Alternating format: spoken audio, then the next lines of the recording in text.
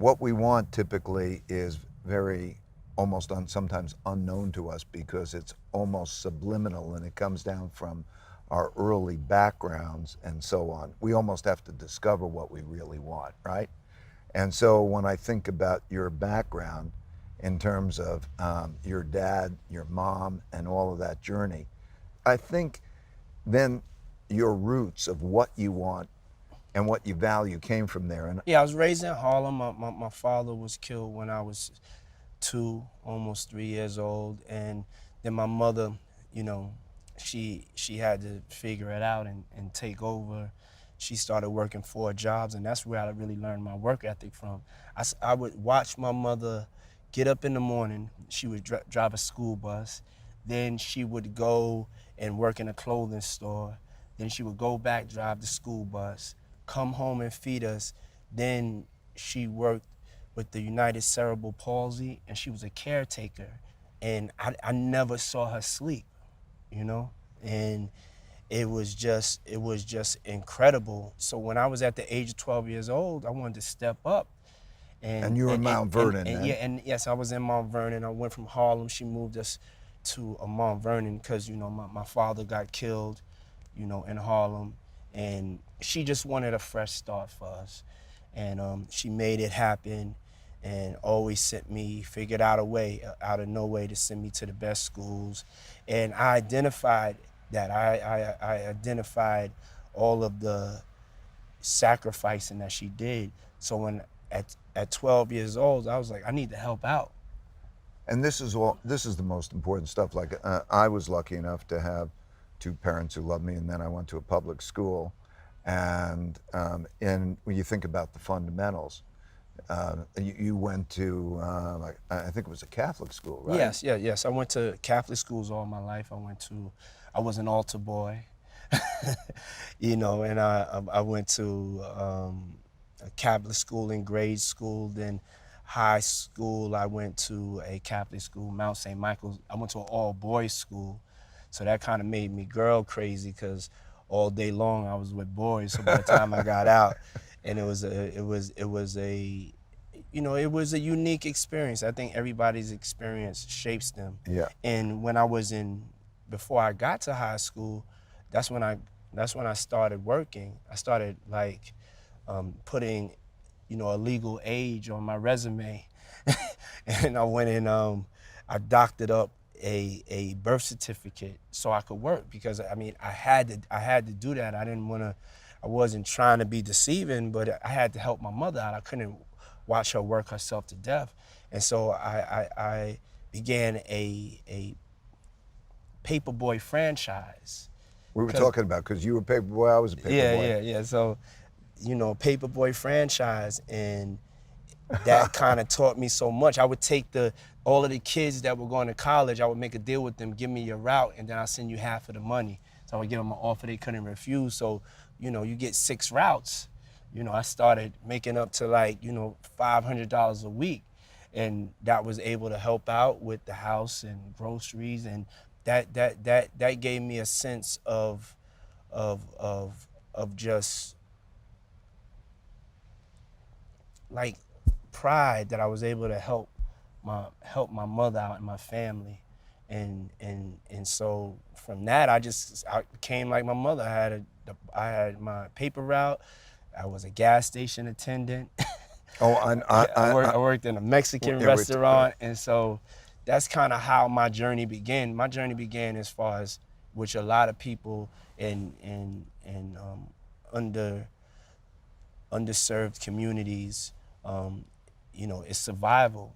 But for me, I was thinking bigger. I was thinking like, you know, I wanted to get to a point where, where I can make a difference and be something that represented my community in a positive way. Because all the images I saw on television and what I saw in the streets growing up in the era of crack, it wasn't the most appealing image of yourself if you were black.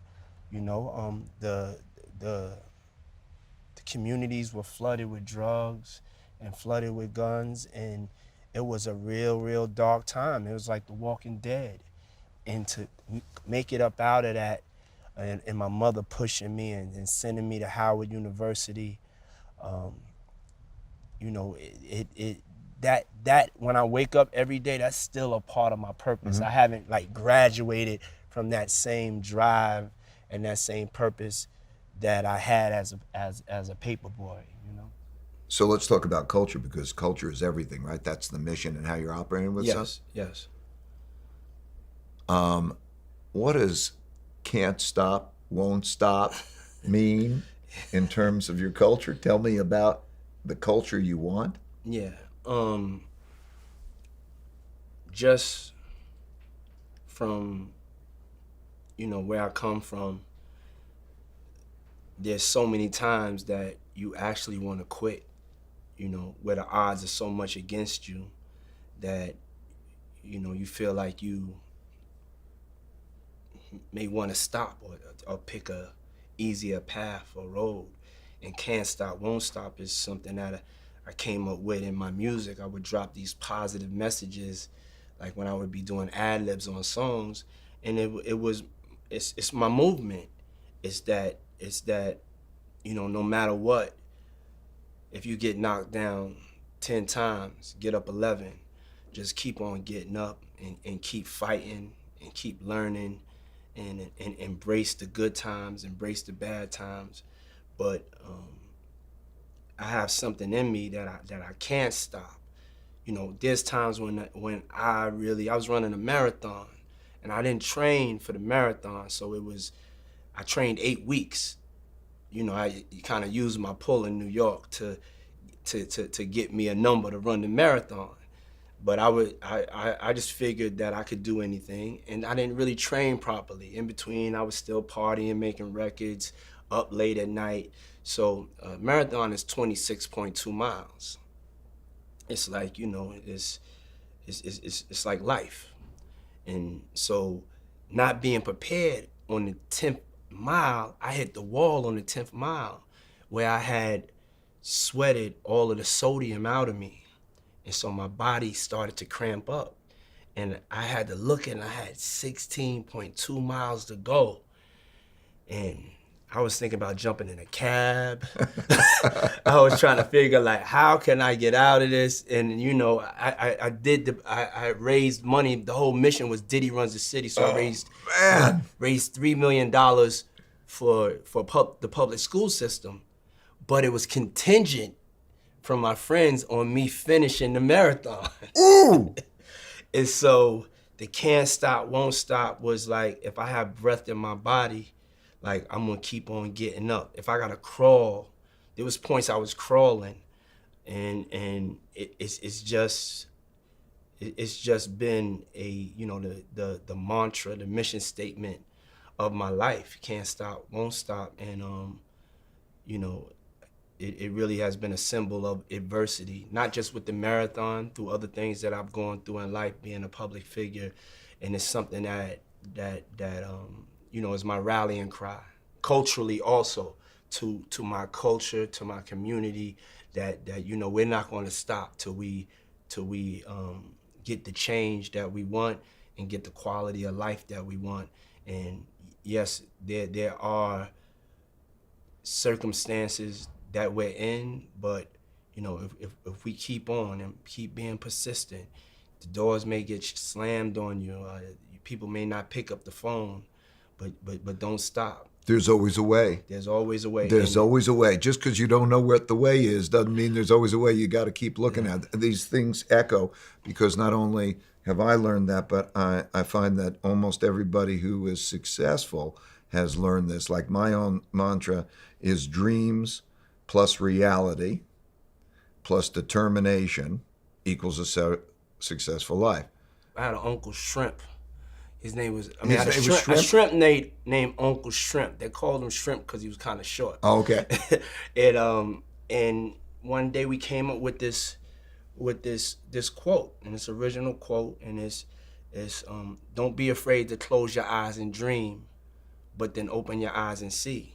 That's it. So That's an original Sean Combs Uncle Shrimp Oh, quote. it's it. And it's like, don't be afraid to close your eyes and dream, but then open your eyes and see the reality of what it's going to take, no matter how insurmountable it may look. You've got it. You reflect, you've got humility, and you've gone through experiences, and all the, pain plus reflection equals progress. That's a hero. And now what you really do have to do is write it down and share it in the best way while you're simultaneously doing the other things. Yes.